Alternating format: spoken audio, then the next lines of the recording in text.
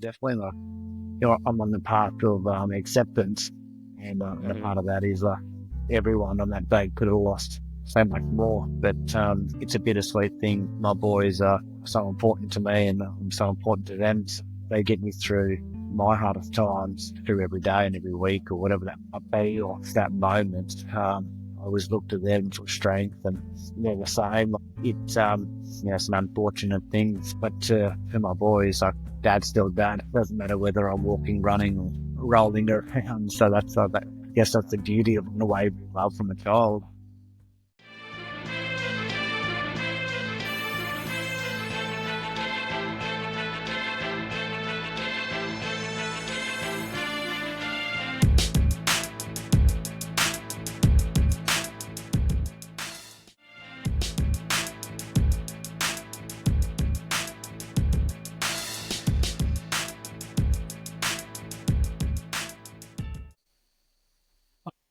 Hey guys, welcome to another episode of Mediocre Dads. I'm your host, Queon. I go by Q, of course. Guys, getting right into this, I have a guest named Nathan Stapleton, all the way from Australia. And, me and him, we've been trying to link, and we finally been able to link, and it's just going to be a great conversation, a great episode. I think all of you are going to get something out of this episode, as I hope you would any episode. But for this one in particular, as when someone who goes through something and almost loses their life, and and they came back from that and just kind of move forward and try to move forward the life and relearn how everything works. It's an amazing story, but it doesn't mean it doesn't mean it's over, and it doesn't mean it doesn't stop being hard. So before we get too deep into it, I'm gonna allow Nathan to introduce himself and tell the audience a little bit about yourself. So Nathan, without further ado, please introduce yourself. Hey, my name's Nathan Stapleton. I'm 34 years old. I'm a father to two young boys, Harry and Angus, aged 2 and 4. In 2022, I unfortunately suffered a spinal cord injury, which rendered me a ventilated quadriplegic. This changed my life and my boys' life forever. Man, so Nathan, people hear that, and they just, and obviously people's hearts breaks, and when they hear that, and my heart breaks for you as well. But for you, diving right into it, right? Like when the injury happened, and I don't know if you've ever been asked this question, but when the injury happened, and you are where you are now, is there any sense of thankfulness of like, I may not be able to do all the things I used to be able to do, but thank God that I'm alive, that I can still be in my son's lives. Is there any sort of thankfulness there, or is it kind of there's still some, I imagine when it happened, some resentment that was just like, why me? Oh, definitely. I'm on the path of acceptance, and a part of that is everyone on that day could have lost so much more. But it's a bittersweet thing. My boys are so important to me, and I'm so important to them. So they get me through my hardest times, through every day and every week, or whatever that might be, or that moment. I always look to them for strength, and they're the same. It's some unfortunate things, but for my boys, dad's still dad. It doesn't matter whether I'm walking, running, or rolling around. So I guess that's the beauty of the way we love from a child. Yeah,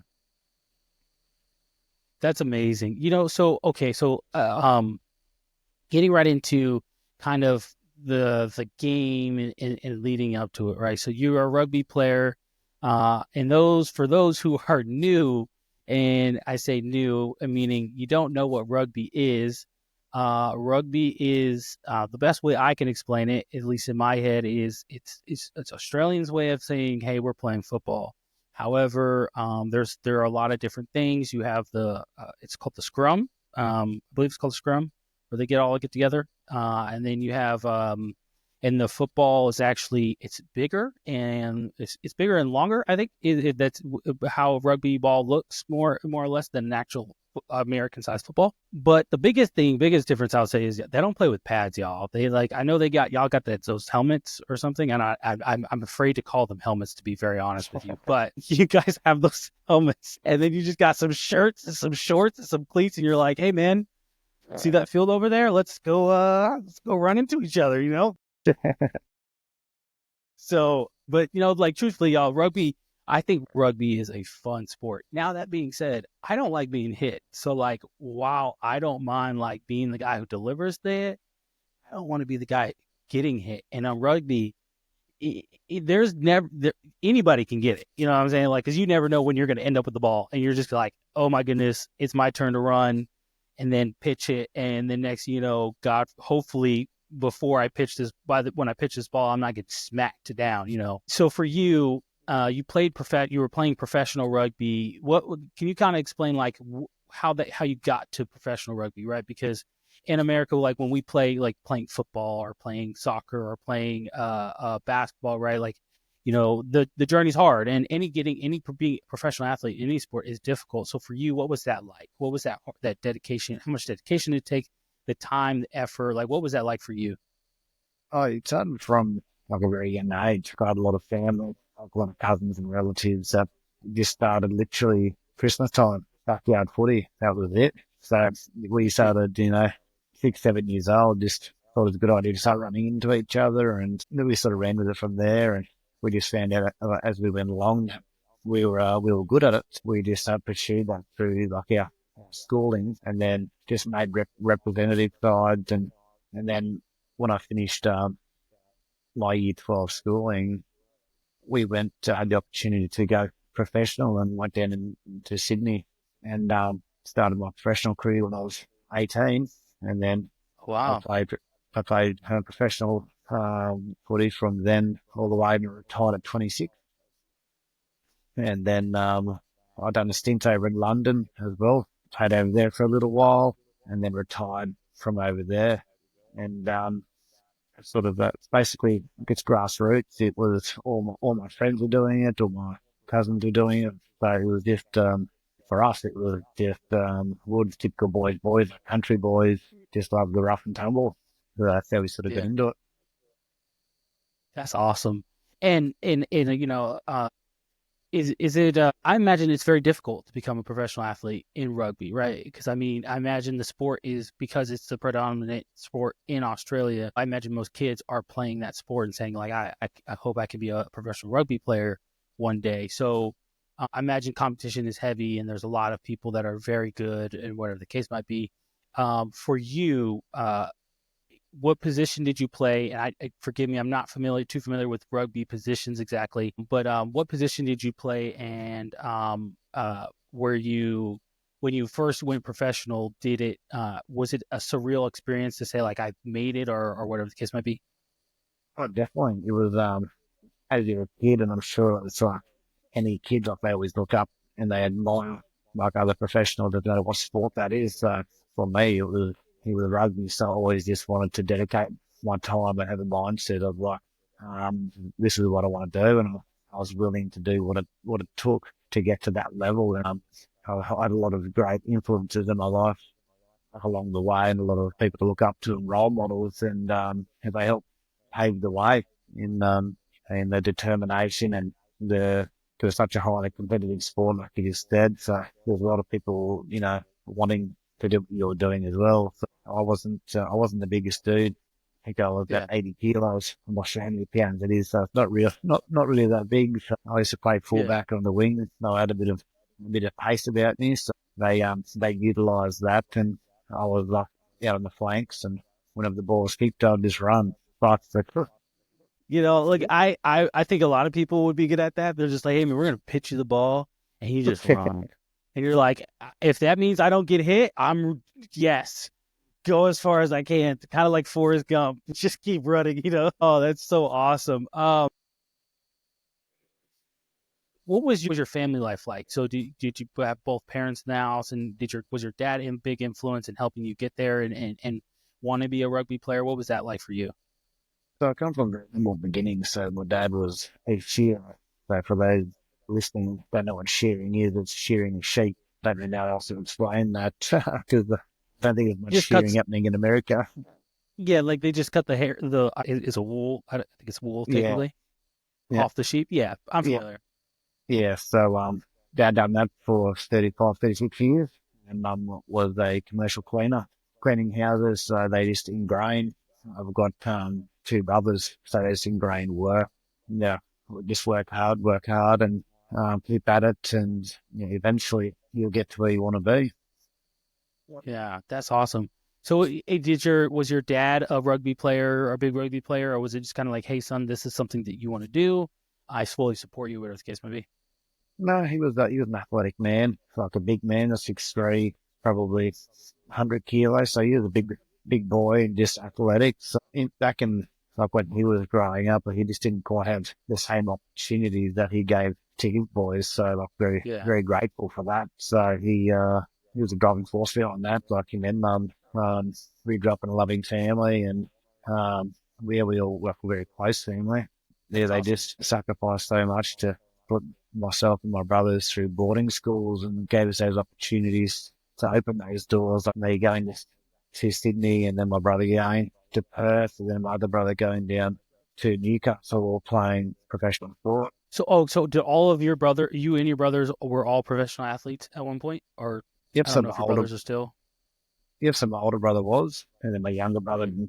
didn't quite make it. But again, still like a great athlete and big Yeah, boy too. So it just ran in the family. that's awesome, man.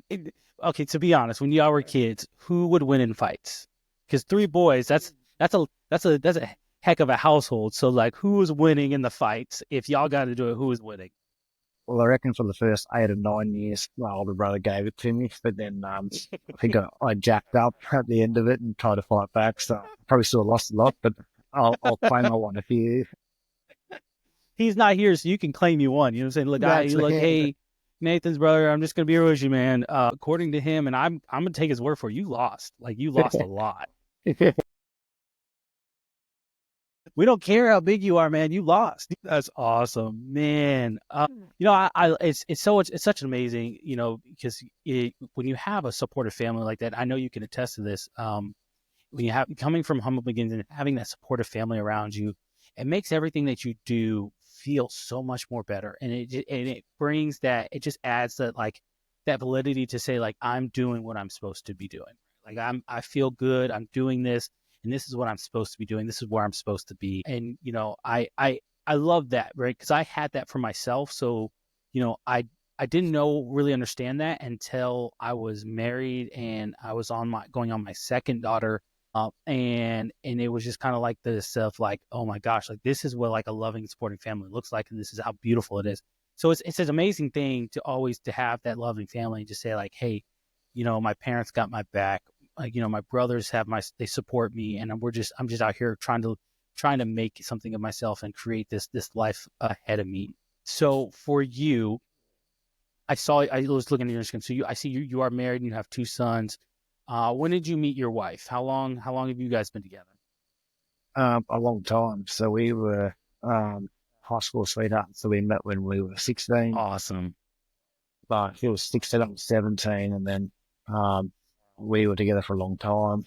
And then we got married in 2020. So we were together a long time, but only married a short amount of time. That's awesome. Man, that's so awesome. I myself am a high school sweetheart. Yep. I met my wife. She was a sophomore. So she was going in her sophomore year. I was going into my junior year.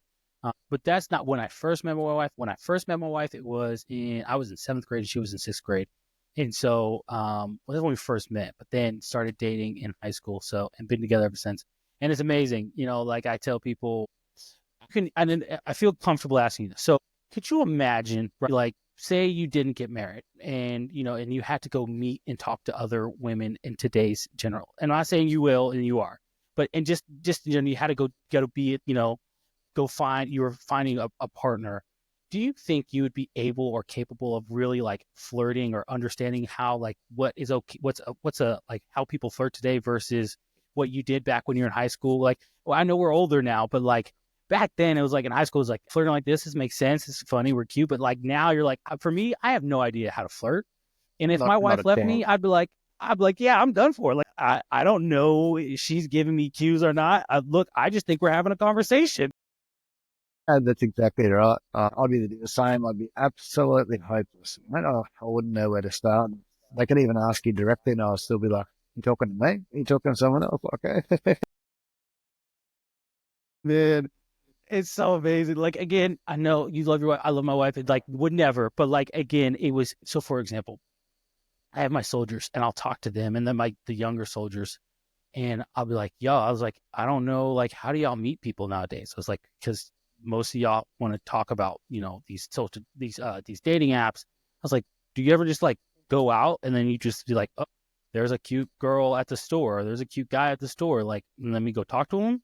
And they're like, "No, never, never would do that." I'm like, "What do you mean you would never do that?" And I was like, "It's how people met. Like, what do you do? Like, you just see them and you're just like, well, this is it. This is never gonna happen. See you later, That's person that I hope I could meet one day."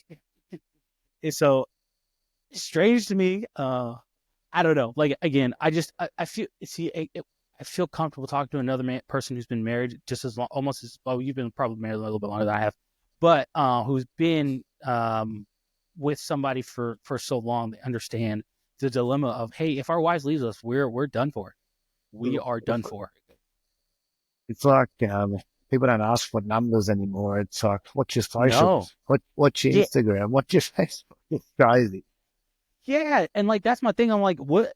So like, if like you're gonna like, so I send you a friend request, and then we're supposed to message on like, that's I have to go into a whole other app and do a whole other thing. Like I don't understand like why you can't just give me your number and like we could just. That's like the whole purpose of the cell phone. Like I don't get it. Anyway, don't get me started. Young people, they irritate me. I'm not gonna lie. It's tiring. It's very tiring. It is. But anyway, for you, kind of continuing. So can you kind of just explain to us what happened the day that you got injured, right? I was reading an article, and I can tell you I was like, oh my goodness, like this is a crazy thing, because I did read about the nurse. I guess she is a nurse, but she was also like a sports physician on the field at the time as well. Yeah. Um, so like, can you kind of just kind of tell us in greater detail kind of what happened, the play that led up to this injury, and whatever the case might be? Yep. So obviously, I played professional for so many years. So my wife's brother at the time, like we joked, throughout the whole time that we're going to play one game with each other, then we'll hang the boots, like, then that'll be it, sort of thing. So that's all fine. So we end up moving close, and we actually had the opportunity to play on the same team and everything. So that was great. So we were pumped for that. So the day of the accident was just a normal day. Like we done a bit of work in the morning on the farm, and then we drove where we were playing. It was about 3 hours drive to where the game was. Anyway, we jumped in the car and off we went, and everything was great. And then got to the game, just the usual banter with the boys and getting ready for the game, warmed up, game kicked off. We were going really well. My wife's brother and I were having a great time. We scored a few tries, just staring at a few people. Like just like typical, just fun. Yeah. Yeah, so we'll just have the ball. We were laughing and giggling and carrying on like little schoolboys, mates. And then yeah, it was probably the back end of the first half, and threw a ball to like another team member, and he dropped it and started on the ball. It's just just a natural instinct. And then in rugby union, there's I think called a run. So basically, everyone just piles on top of you to try and get the ball back, and that was pretty much it, mate. That's sort of all I remember. But on the Oh day, wow. there were just so many things that fell into place. Like I was pronounced dead 16 minutes on the Oh field. wow. Yeah, so it wasn't looking good. So there was four people on rotation, giving me CPR for 45 minutes, 50 minutes. And the lady that Sarah Louise, who's a registered nurse, and she was actually playing the game after us, and she was in the dressing sheds when all this happened. And the only reason people knew that she was sort of there is because she forgot a nursing outfit, because she was meant to go to work after the game. And Mm. her husband called her, and she came out of the shed and grabbed her, and she came down the field and just assessed the situation, and said, "Oh, she's good." So yeah, they started CPR. Just there was four, like I said, four people just chained just for a couple of minutes each, and then there just happened to be the Westpac helicopter that attended another crash not far from where I was playing. So to put it in like a perspective, like it's where I was playing was for 6 hours from any major hospital, in regional towns like that. And my injury Mhm. survival rate was 2% in suburban areas to where I was.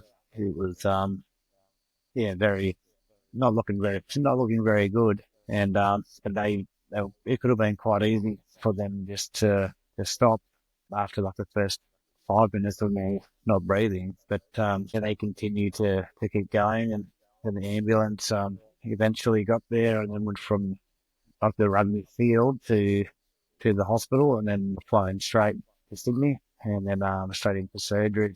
And then it was about 7 or 8 days later, I woke up in hospital and then not knowing how long I'd been there or where I was or why I was even there. Wow. So did you? And you said you were pronounced dead for 16 minutes. For you, did it feel like you just kind of blacked out and then you just kind of came to, several days later, or was it?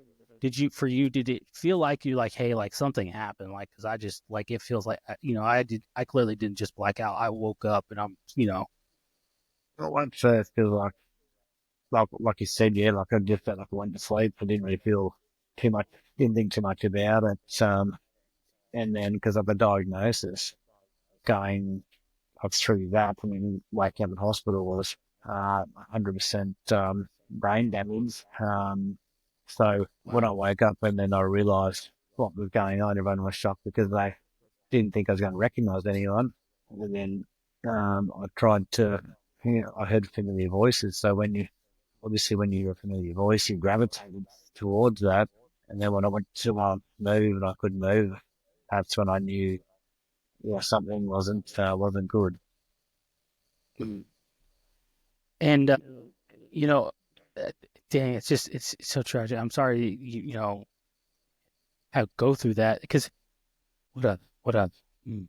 So for you then, right? So now where you are and having gone through that and what was I guess one question before I kind of get further along the timeline for you, what was that initial reaction when I mean for you obviously you can't move and you know that and you're like, hey, something's wrong, but what was that initial reaction when you got that news for certain, like, hey, this is like you can't move?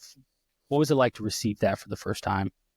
Uh, It was like an out of body experience. It was just so surreal. Like I thought it was just a bad dream. I was expecting to wake up and I was expecting to wake up back at home, like with my young boy next to me, but didn't matter how many times I closed my eyes, mate. That was the reality. So it took a long time Yeah. because I was on a lot of medication and that sort of stuff anyway. So I was pretty lucky out of it for the first couple of weeks, but like as I was slowly weaned off the medication, like the reality just becomes larger and larger. And yeah, so it took me a long time to really figure out what was going on, what the new normal was sort of going to look like, and what my capabilities were and weren't going to be. And like I just knew there was going to be a long road ahead, and I didn't know where the journey was going to take me. Yeah. And did the so obviously, I mean, was your wife there when this happened? When you were injured, was she there at the game with you? But she was going to be, but then we were going to, so because it was such a long way away, we didn't want to take eldest so far away. So I was like, oh, Yeah. we'll see how this game goes. There was a home game the following week. So I was like, we'll just watch you next week. It'll be fine, as you normally do. So, Yeah. but unfortunately, the next week didn't come, and then um, her brother had to ring her and tell her what happened, and she just basically says you're going to be okay. And her brother said, "Oh, listen, I don't know, but I hope so." That's all he could really Um, say because no one really could know what was going to happen until we went to the hospital, had surgery, and just it's just a waiting game. So, for my family and especially my wife, it would have had the week felt like a year. The doctors couldn't give any answers or what was going on. So, yeah, yeah. Man, that's so super unfortunate. So, long road ahead of you for you. Or I mean, especially from the time when it happened till now. I mean, I imagine, you've made leaps and bounds. You've made a lot of progress, if you will, but I imagine there's still a lot of things that you are still learning to do. And for your sons, what has been the hardest thing I would say as far as being a dad, right? Because usually, for when we're dads, right, especially when our kids are young, we have this thing where we're like, oh yeah, I'm gonna, we're playing all the games, we're doing all the things, right? We're just so much just liveliness, especially two sons, man.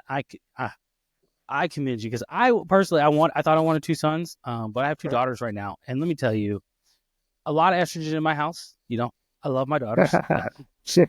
But I have seen my neighbors have two sons and they're older, but like they have so much energy. And I thought my daughters have energy. I'm like, no, those boys, man, they would wear me out. So, for you, what has been one of the challenges as far as, dad's going through this thing or he's experienced this thing, but dad is still dad. So like what has been some of the challenges where that you've experienced where you're just like, man.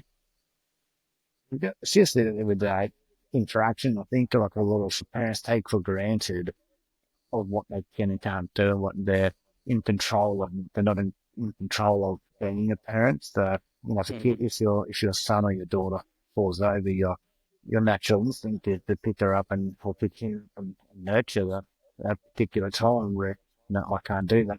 So it's the same thing. Like boys, like you said, like they're full on. They need that bit of rough and brush and wrestle, and that's if boys paying boys, but obviously I can't do that either. So a lot of my struggles come around that, like even interacting, like my boys love tractors and trucks and building sheds, and that's just typical little farm boys. Mhm.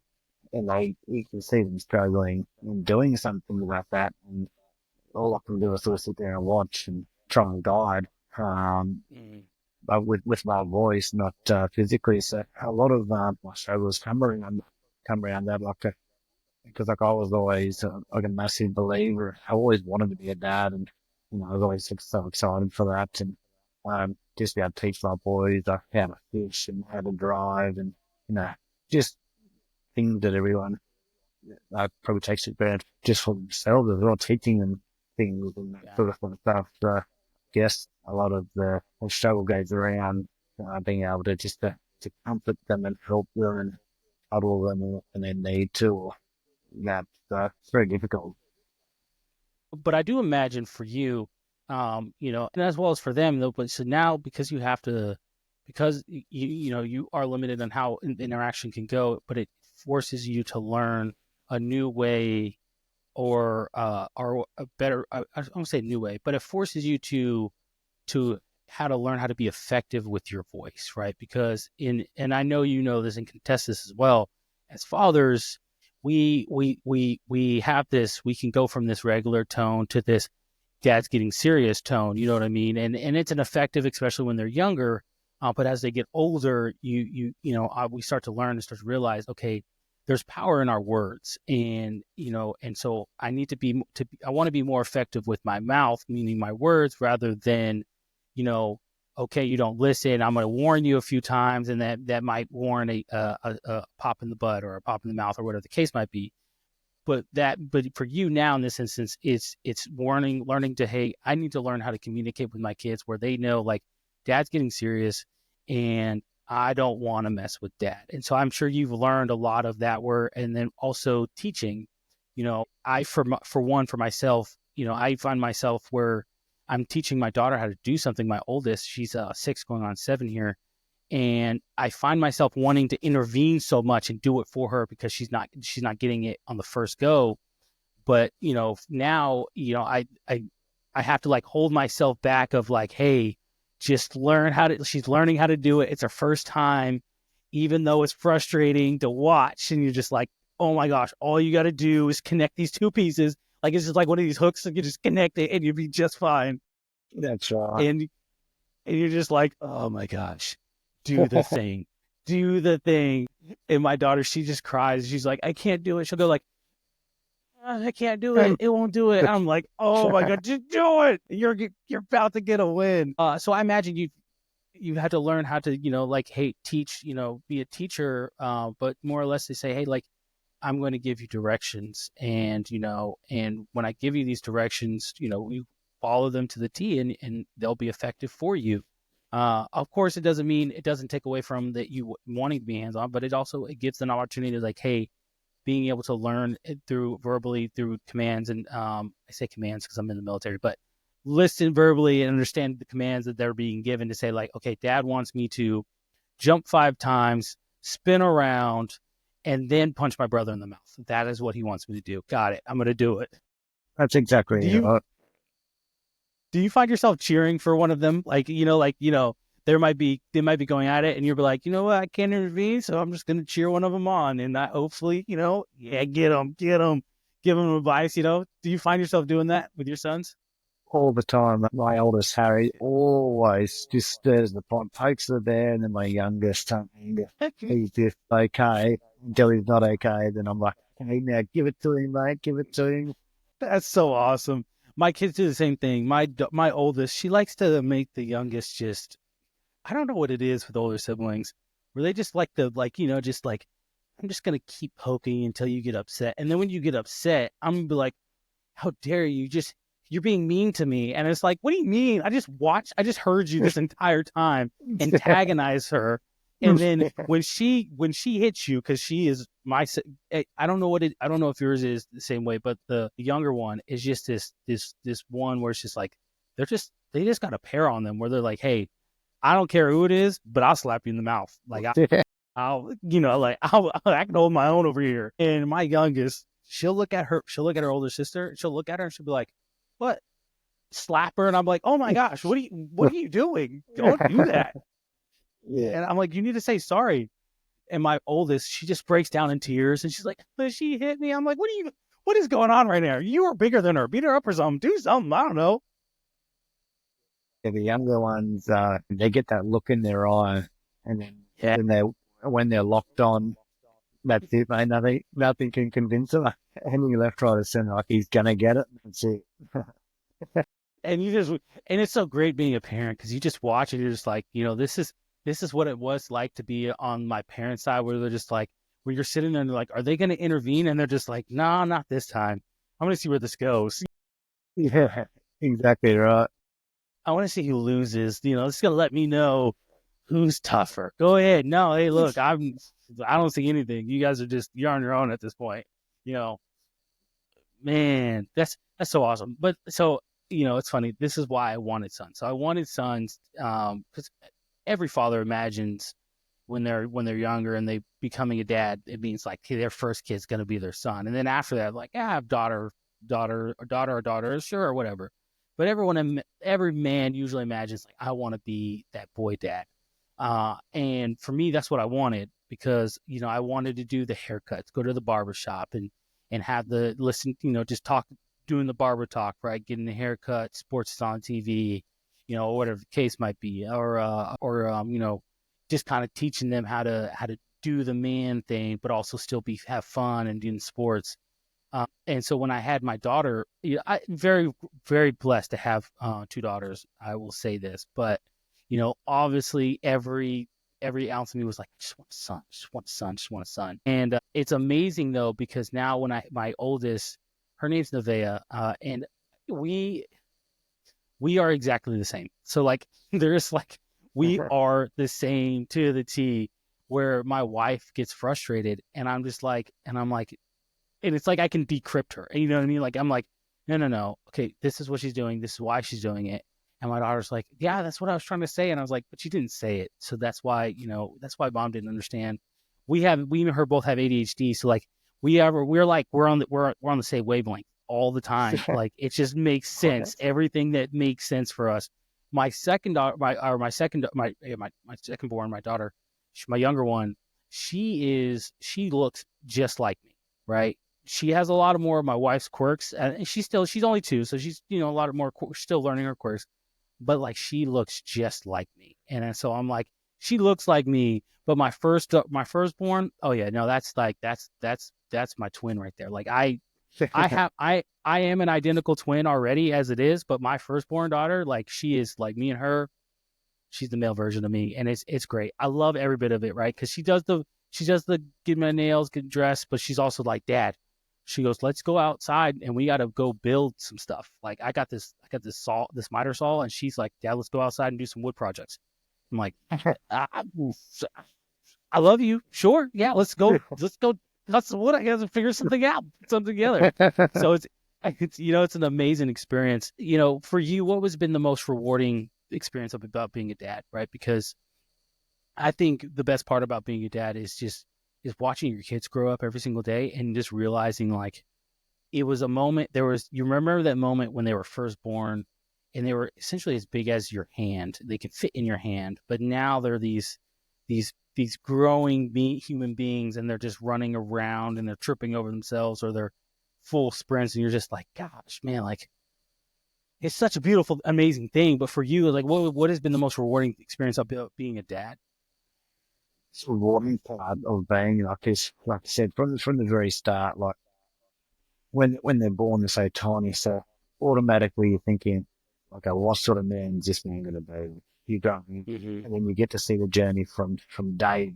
You get to see the ups and the downs. But both for me, like being in position is they try and include you in everything, which is like to me for such young kids, I'm mind blown by that sort of thing. Like they're always trying to interact with things. If they want to show you something, they're always climbing up on the chair or they're coming up and drawing on you. They know I can't do anything, so they come and draw on your face.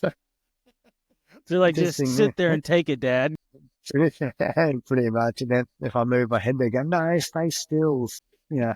And then like, oh, it's just every day, like you can see the character grow, and so the character towards myself, and then each other as the boys and they're growing, like they're 2 and 4, so now they're like, when they're at home. Don't get me wrong, they fight and they kick and they scratch, but when they're in school, it's this they look out for each other. They're always making sure each other's okay. Like my youngest, we picked up from daycare the other day, and the teacher's like, "Oh," said to my partner, said, "Oh, we've got something to tell you, but don't worry, no one got hurt." And we're like, "No." That's So as soon never as good. never a good thing. Angus went down to the big room. Uh, it was like, how do you get to the gate? So he managed to climb up on the gate, and took one of his mates down to find Harry, his older brother. Because so they're always seeking each other out. And it's like, why can't you show this at home? Like you're always fighting and screaming. It's such a beautiful thing. So just watching their characters grow and seeing the men that they're growing into and the interest. And yeah, so it's just living life basically. Yeah, no, that's that. I love that, because one of the things that I try to stress, and I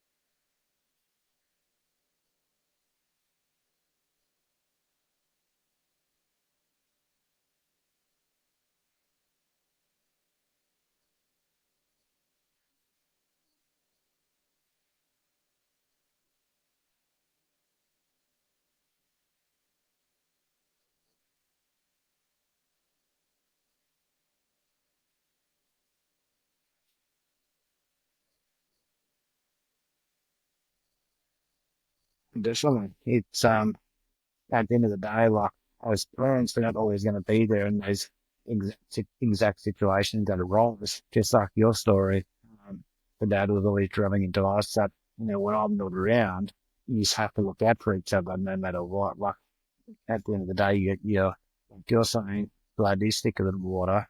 And if you're going to get yourself in a predicament, or whether you look for it or you don't look for it, you've got to have someone to have your back, and that person's always going to be your closest mate, which is your brother. No, because no one's going to love you more than your brother or your family. So that's what I try to say to my boys too. Like I always ask my boys, like, oh, who's your best friend? Like, are you going to look after them? What do you do if something happens? And they're both, oh, Harry's my best friend, or Angus is my best friend, or what's a start? So we'll start there. So just instilling in them that, no matter what, that they're always looking out and got each other's best interests. Right? And if mum and dad aren't around, then it's their own responsibility to look out for each other and making sure that everyone, that each other are fine and squared away.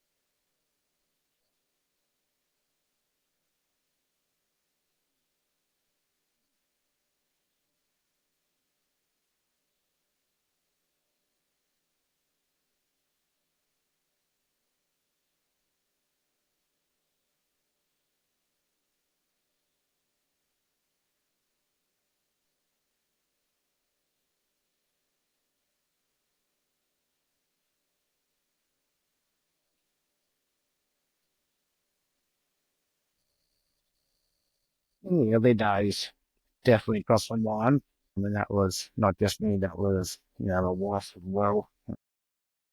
But then as time went on and, with the kids grow like this sort of thing might not even ever happen again in rugby. So this could happen like anywhere, and being in the realm of being in like, the disability sector, when you hear stories of how other people got their injuries, and mine was sort of like, well, that's sort of expected when you play that sort of game. Where some other stories, it could literally happen anytime, any place. So there'd probably no more risk of playing rugby or driving down the street. Like you just don't know. So like obviously the question did come up, and I've had this question a lot. I'll encourage them boys, if that's what they want to do, I'll make sure that, they do it 100% and they do all the little things like the strength training and everything just to protect themselves as much as they can. So they're, as protected as we can make them, but ready for whatever comes their way.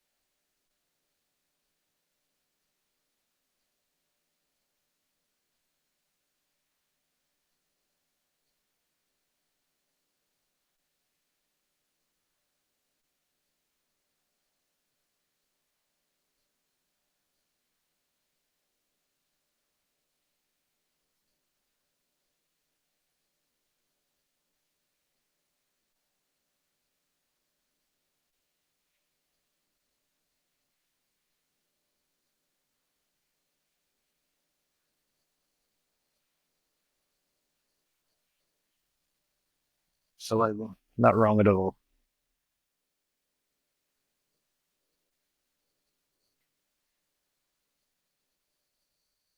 Um, love your children as much as you can. Hug them tight every night and tell them you love them. Because you just don't know when that could disappear.